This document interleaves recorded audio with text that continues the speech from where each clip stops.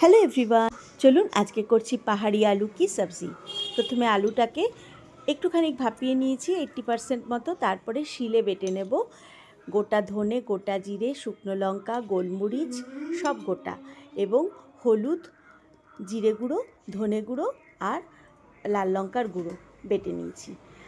আমি পরে একটু আদাও বেটে নিয়েছি। এবার ফ্রাইং প্যানে আমি একটু গোটা জিরে ফোড়ন দিয়ে দিয়েছি।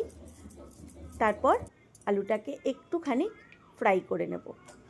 বেশ খানিকক্ষণ ফ্রাই হয়ে যাবে, তারপর দিয়ে দেব তাতে আদা বাটা দিয়ে দেওয়ার পর দিয়ে দেব বাটা মশলাটা। ওটা কিন্তু একদম শুকনো শুকনো বাটতে হবে।